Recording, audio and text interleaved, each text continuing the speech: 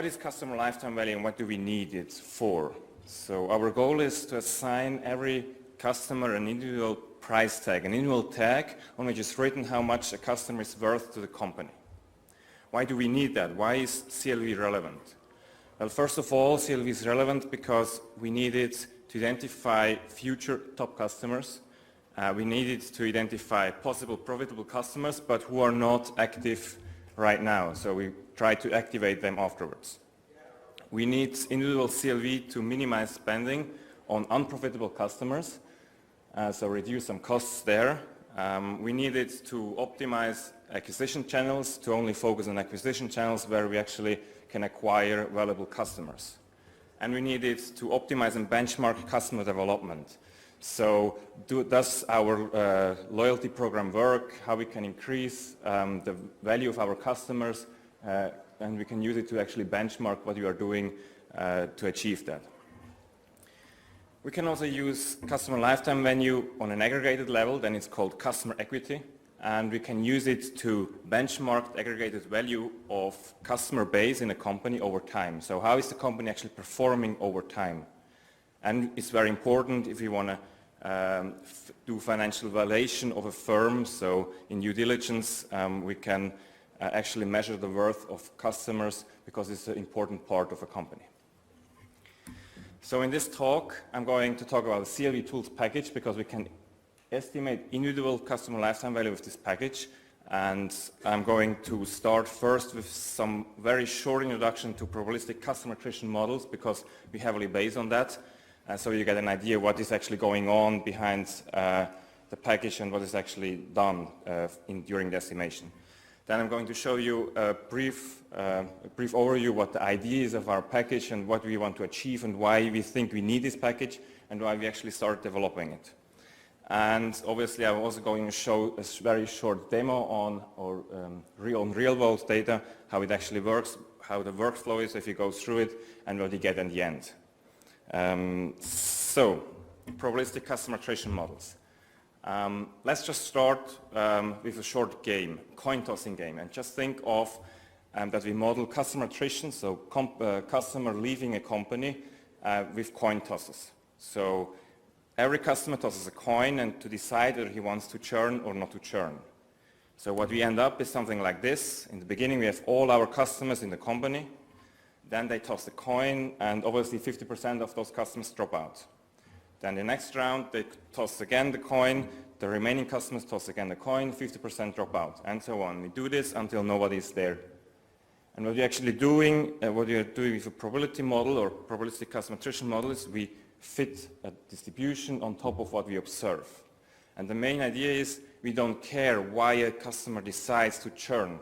We don't mind about that. What we try to do is we try to embrace the notion of randomness. We just fit on what we observe. We fit distribution on top of what we observe. Now in our game, we assume that all customers are the same. Now obviously this is not the case. All customers are different, and we call that customer heterogeneity. And we use another distribution, a second one, a mixing distribution, to actually model the differences in customers.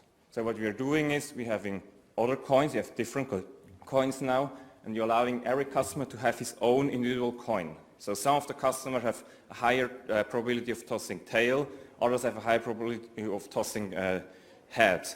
And we do that across all the customers. And we model this customer heterogeneity with mixing distribution, and we can have any distribution fitted here. Usually it's a gamma distribution. We then take this distribution and add it up to the distribution we already had. So we are having two distributions now. We're having a mixing distribution and we have a base underlying distribution, and put that together. Now we thought about customer attrition right now, but if we want to go for customer lifetime value, we also need to think about what customers actually doing, they're purchasing. So we need not only to model customer attrition and customer churn, but you also need to model customer purchases. So how many times is actually a customer coming to purchase in a store? Obviously this will be something discrete, so usually personal distribution, but we need to have a different distribution to do that. So we are modeling both of those processes simultaneously and then add those two distributions together. So if we want to model customer lifetime value, we have to distinguish different settings. The main setting, or most difficult one, is a continuous non-contractual setting. This means that customers do not have a contract, so they can churn with their company whenever they want. They don't have to tell a company that they're churning. That's a retailer. But on the same time, they can purchase whenever they want. So it's a continuous process. So like in an online store, you can purchase whenever you want. There is no defined point. You have to go to the store at this particular time point.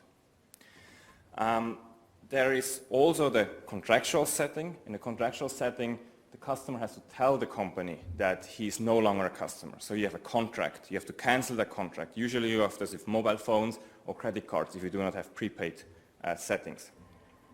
And then there are discrete settings where there are certain events to attend, like a movie, or in a cinema, like you attend a movie. You cannot go to the cinema if there is no movie shown. So there are fixed events that you have to attend. You have a discrete setting.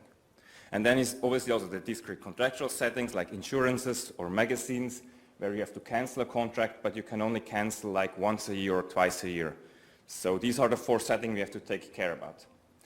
And at the side there, you can see that there are different models to do that, to model for those particular settings, to model customer lifetime in these particular settings. We can see the Pareto NBD model, which is the gold standard. That is the one that is used most because we have a lot of continuous non-contractual setting, and Pareto NBD model is one of the latest model, the longest available model there. And we can see we have 2 distributions. We have the Pareto distribution, which consists of a gamma Poisson distribution, and a negative binomial distribution, which is an exponential gamma distribution. So you have those 4 distributions, the 2 mixing distributions and the 2 underlying distributions for the 2 processes. Now, one of the important points here is we have a lot of models, so what we need to do actually, we need to have a toolbox, the toolbox to fit all those different models into. And that's what we are doing with the CLVTools package. We don't want to have a package that just copes with one of those models, but we want to offer a toolbox for various probabilistic customer attrition models. We want to fit all those tools into one box, and you can take out whatever you need. And what we do is we set up a class-based framework, S4-based framework that is easy to extend. So we have base classes for all the models that are the same for all different models. And we have then model-specific subclasses that inherit from the base classes for all the specific characteristics of those models. So it's very easy to extend. If you have a new model, you can just have a subclass, define the model-specific characteristica, but you can inherit everything that is common through all the other models. We also want to have a package that is very easy to use and and we did that by implementing some base methods for generic functions. So if you know how to use the LM package, you know how to use this package. We have just 3 simple steps on how to go through the whole estimation process of estimating CLV.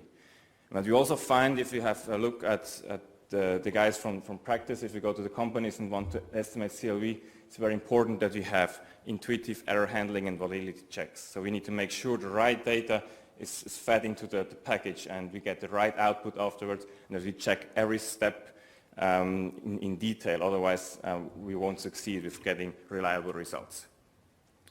Then for a third part that we also did, and that's something we did under the hood, but we think it's very nice, we actually designed a handler for the optimizer that we can on the fly add restrictions or extensions to the optimizing part there. So we use Optimex for all the optimization, but we can just flip a switch and add some restrictions, and we can add some extensions. So for example, the 2 processes I showed you, by definition, normally they are not correlated.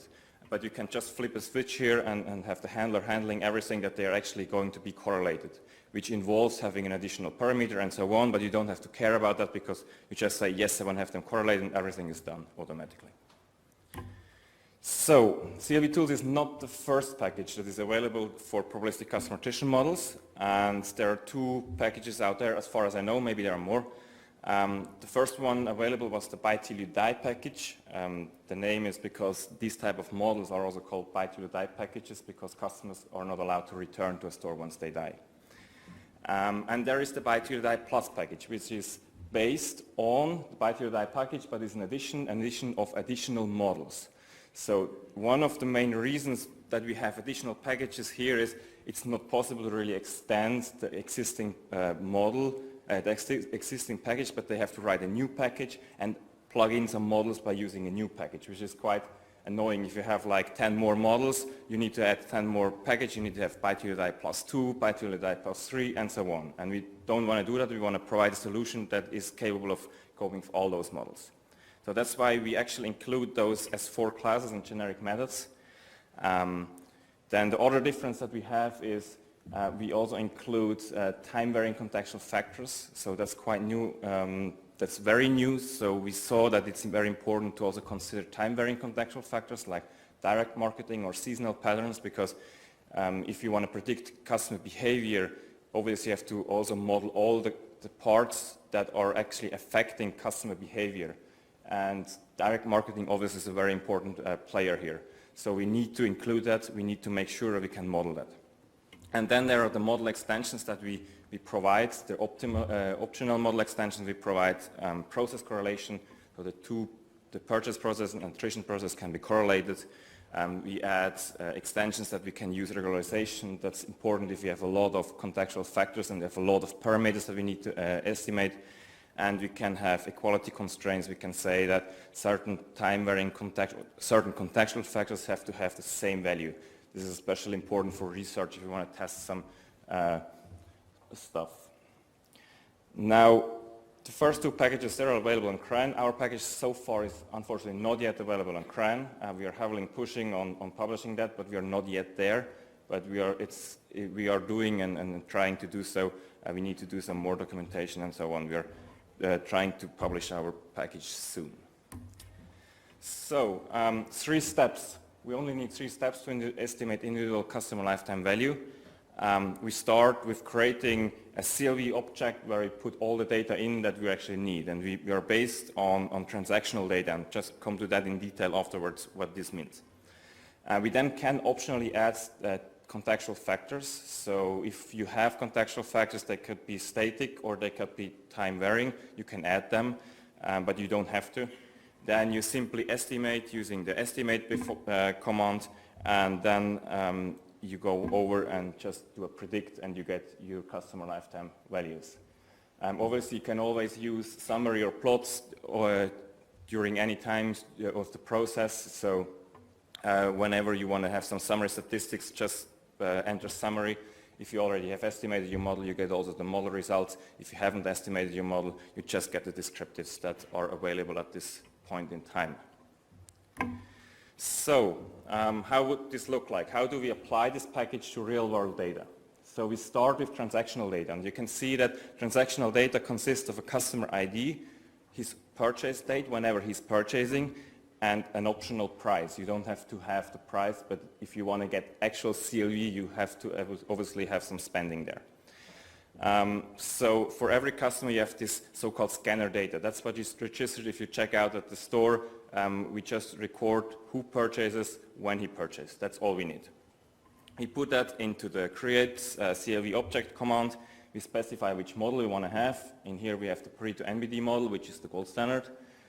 We say which data we have. We say the date, specify the date format that was provided.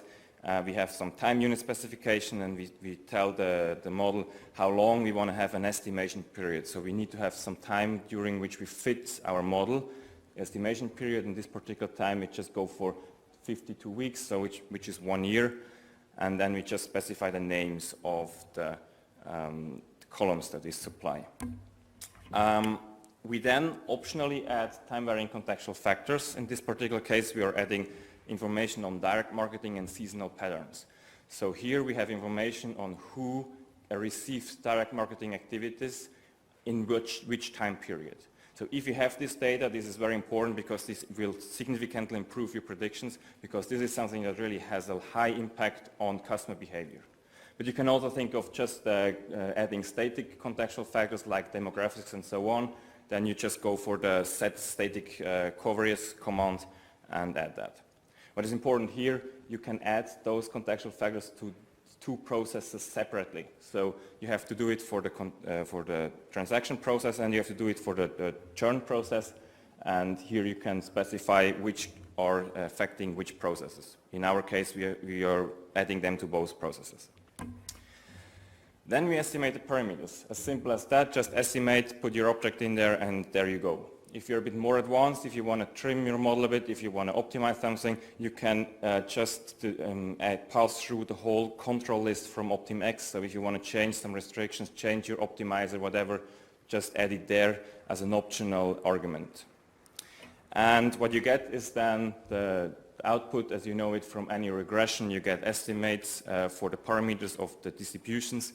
Plus, if you added contextual factors, you get the results for the contextual factors there. And there it's very nice because we can use them as rate elasticities, so we can actually identify the drivers of CLV and how they affect customer purchase. So in this particular case, direct marketing is affecting customer transactions, seasonal patterns or seasonal patterns are affecting purchases as well.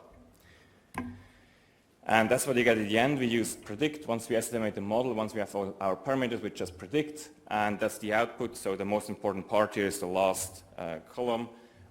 We get predicted CLV, but you also get predicted spending. We get predicted conditional expected transactions. We get the probability that the customer is alive at the end of the estimation period, so how likely it is that the customer is actually still a customer. And if you provided holdout data, especially important in the research context, if you provide holdout data, you also get how much they actually purchased and how much they actually spent during the holdout period. And if you then plot the estimated objects, that's what we get in the back there, in the bottom there. We can see that during the first year, that's until the dashed line, we estimated the model, and everything from there is a prediction. And what we just have here, the black line is holdout data, so that's just data we know because we have observed it. Usually if you go out and want to predict CLV, you don't have that. And you can see that in this aggregated plot we get a really good fit, we get really good predictions for that, so those type of models really work. And you can have really good predictions based on those probabilistic customer attrition models. And what we have here with the package is something that we want to facilitate the estimation and prediction of individual customer lifetime value for managers. So we want to have a really good tool that is easy to use, and we want to also provide them a possibility to identify drivers of CLVs if they have contextual factors, and usually they have that, so they can add that and can actually use them to get some insights on what is actually driving the customer lifetime values of their companies. Now, from a technical perspective, our technical contribution is there that we provide something that is very easy to extend. And you're also talking with the guys from the other packages that we can actually add more models to our package. We started now only with very few models, but obviously we want to extend those. We want to have as many models as possible, as many models that are there to actually add those to this package, so you can just pick the right model you want to have for your specific setting and what you ever want, and take that from and specify it if you estimate the model. Something that is also new and haven't seen that in other packages, and that's something that's probably also nice for other applications, is the handler that we developed, the manager that manages all the additions for the optimizer, where you modify what you optimize just on the fly. So by just having a switch to add some additional arguments, additional parameters to the optimizer, that's something that we think is really handy and can be used for other optimization tools as well. So thank you very much. That's it. If you have any questions, feel free to answer or write an email. Yep. Just one question. Do you think you should include the possibility of defaults as in query loss into this lifetime estimation as well? Usually we have a lot of defaults there. Is that embedded into the defaults as well? Yeah, we have a lot of. There's a separate model for that? No. Why do you think we need a separate model for that? Because from default perspective, the company would actually suffer the loss. Oh, sorry. No, we didn't do that. Sorry, I misunderstood your question. No, we didn't do that. There is no defaults in there, but I don't know. Because the reason I'm asking is if you do these analysis, then you would tend to attract like more high-spending customers, which actually more likely to default